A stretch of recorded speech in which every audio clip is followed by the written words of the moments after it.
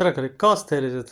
Siin võeti vastu üks absurdiseadus, nõusoleku seadus, mis on tegelikult osa väljasuremisprotsessist.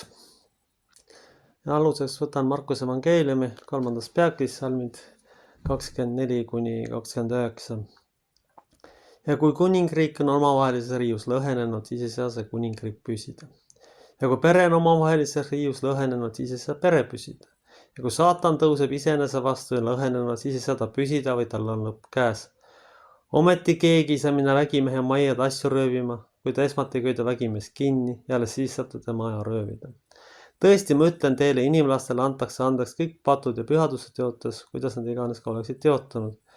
Kes aga peaks teotama püha vaimu, sellel ei ole andeks andmist iialgi, vaid on süüdi igaveses patus. Aamen.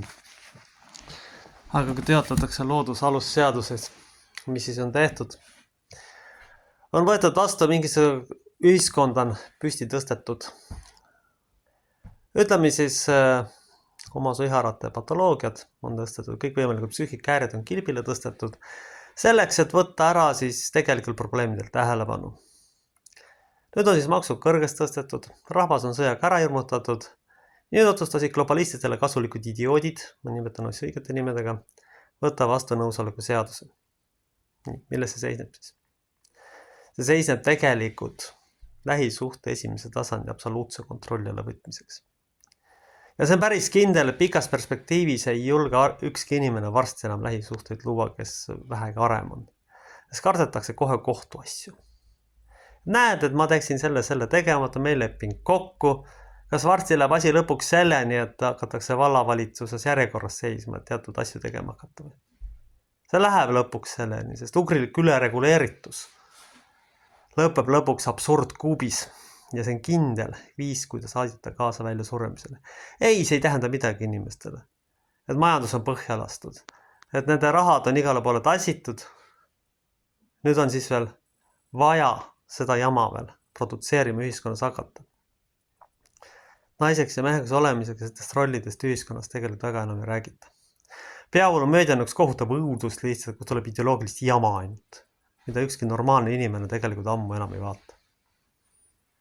Lõpptulemus on siis see, et keegi ei julge esimest tasandit teha suhetes ja kindlasti läheb iive alla, kindlasti tuleb manipulatsioonid, väljapressimised, kõike tuleb, sest nüüd oli ju rollinihkega inimesed tõlgendada üksteise käitumist niimoodi, et aga kuule, ma äkki ei tahtnud. Ei ole kirjalikku lepingut. See on absurdne. Kunagi 20 aastat tagasi olin ühes seltskonnas, kus oli selleks teemaks jutuks ja vaadati mulle suurte silmadega otsa ja umbes, et seda ei tule. Aga näete, kallid kaasteelised, nüüd on see tegelikult käes. Rahvas on viidud ilusti välja suremisele. Kõigepealt hirmutati Ukraina sõjaga. Siis tehakse haridussüsteem lihtsalt raskeks ja tänapäeval käib see üle jõu, nad lükkab paratamatult kuskile sotsiaalabi peale mingil hetkel. Siis tuuakse võõrad sisse, neile makatakse toetusi, see populatsioon tõstetakse ülesse, oma elu tehakse nii raskeks, see nõusoleku seadus, haridussüsteem viiakse hullumeelsuseni lihtsalt, et varstistad ükski inimene tõenäoliselt läbi ei tule, kui niimoodi edasi läheb. Kohalik ei sünni, tuuakse võõrad ja ilusti jätkub rahvastiku väljavahetamise protsess. Lisaks muidugi tore sõjahüsteeria külvamine, me ei tea isegi, kelle droonid siin lendavad. Selleni oleme siis jõudnud. Arengud on nii uskumatult kõvad. Pühakirjas on öeldud ju tegelikult, et saagu teid palju, aga siin on täpselt kõik selleks tehtud, et saagu teid vähe või parem kui üldse neid sündigu. Kui ma nad väga utreerin, siis ma ütleks, et see on otseselt juba sündivuse takistamine. Et esiteks, kui esimest tasandit ei tule, ehk inimesed julge isegi kontakte luua kartes, et kui natuke intiimsemaks teema läheb, et siis ühesõnaga pannakse teid vangi.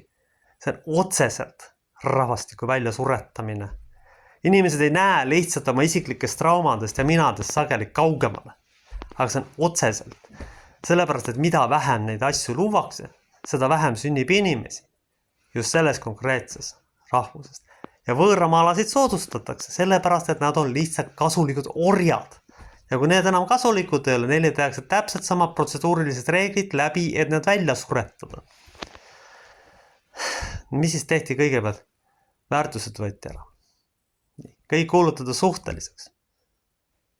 Nüüd siis muudetakse perekonna loomile õudused ja see on kindel väljasuremisprotsessi aitamine. See on sisuliselt globalistlik sõda. Meil inimestel on erinevad traumasid, järjekordne trikk. Me võtame kellegi trauma, kasutame seda seadust selleks, et läbi viia oma tahet. Me vähendame sündivust kaudselt sellega. Ma ei räägi kellelgi veel traumasid, aga ma räägin selle asja poliitilisest taustast. Ja järjekordne mingisugune asi on lükatud ideoloogia vankri ette, nii nagu on tehtud näiteks kõikide seksuaalpatoloogiatega, ütleme otse välja siis.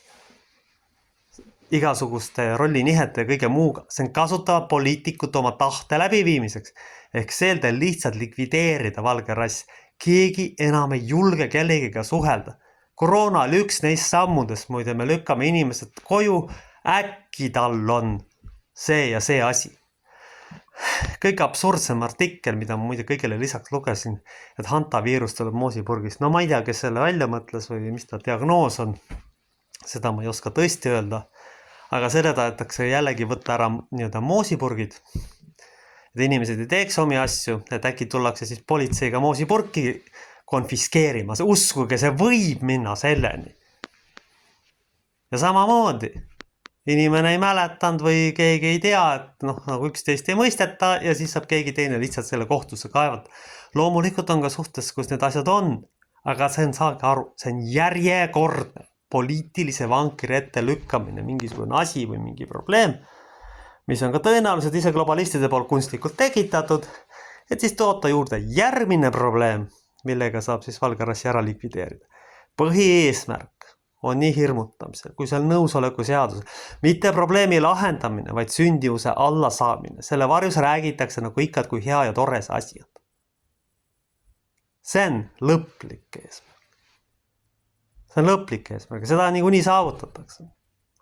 See plaanipärane tegevus, mis sajandeid on kestnud, jätab kindlalt selle muljeks, et kellelgi ongi pikaaegne plaan, kuidas valge rass lihtsalt likvideerida. Praegusel juhul on selge, sündivust ei ole. Selle lolli seadusega ante andeks, mis praegus poliitilises kontekstis ja majanduskontekstis pole tõesti mitte midagi muuga tegeleda või? Ei ole või? Majandused tuleb põhja lasnud ja tegelikult idiootsustega, pseudoprobleemidega. See on teie tegelik arengutase. See pole mitte midagi öelda, see on kohutav lihtsalt. See on kohutav lihtsalt, seda on isegi imelik juba vaadata. Hirmutamine, manipulatsioon, otseselt valed, et hävitada. Ja siis tasitakse sisse jumaldab keda. Lugesin sotsiaalmeediast juhuslikult, et Somaalia pere saab 500 eurot toetusi lihtsalt selle eest, et ta Soomes on. Aga mis asi see on? See on ühe populatsiooni üles tõstmine, kes veel on kasulik ja need, kes võivad olla teatavatel seltsimeestel ohtlikud, nendele teeme elu raskeks haridussüsteemi. Nõusoleku seadused, töökohad võtame ära, väärtused lõhume ära selleks, et neid likvideerida ja hävitada. Ja see nõusoleku seadus on kindlasti üks osa sellest. Rahvas muidugi enamasti ei saa aru, sest inimene sageli oma ninast kaugemale kahjuks ei näe. See on fakt. Need, kes näevad, need näevad. See ongi selle keskne sõnum. Kõik asjad on lihtsalt selleks, et rahvastikku vähendada ja poliitikud saaksid globalistlik liberaalsel ideoloogiale lihtsalt satanistile näidata, et nad täidavad ilusti rahvastiku vähendamise programmi. See põhiline asi. Et saaks raha, saaks profiiti, saaks öelda, et küll ma olen kõva mees. Ja siis tulebki lõpuks välja, et kui rahvas on omavahel eri gruppidega tülli aetud, keegi enam ei õlva sageli tervikpildi suurem osa kahjuks ei näe. Aga see on jällegi kellegi tragöödia. Kellegi kompleksid ja asjad on pandud seadusesse ja jällegi lükata poliitikute vankrit. Ja siis rahvale serveeritakse seda teisena. Ma ei ütle, et seda probleemi ei ole, aga see on järgselt kellegi õnnetuse ja tragöödia ära kasutama oma poliitiliste huvide läbi surrumiseks. Et saaks rahvastikku vähendada, saaks valge rassi prügikasti lasta. Aamen.